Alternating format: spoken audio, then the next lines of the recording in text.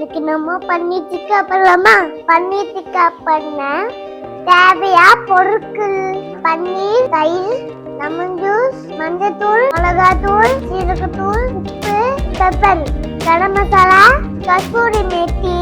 இப்போ செய்யறதுக்கு ஸ்டார்ட் பண்ணிடலாம்.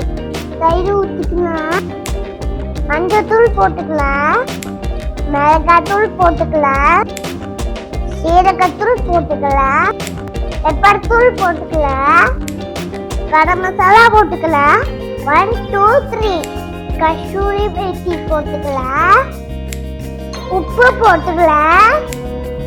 இப்போ லெமன் ஜூஸ் ஊற்றிக்கலாம்.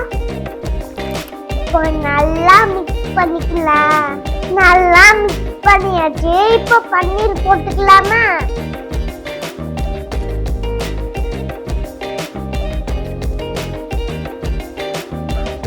அவ்வளோ பன்னீர் போட்டு மேரினேட் பண்ணியாச்சு. எண்ணெய் ஊற்றிக்கலாம். இப்போ பன்னீர் ஃப்ரை பண்ணிக்கலாம்.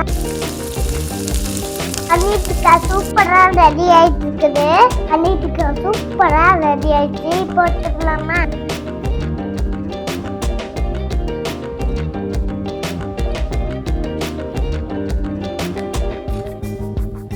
இப்போ டேஸ்ட் பண்ணிக்கலாமா?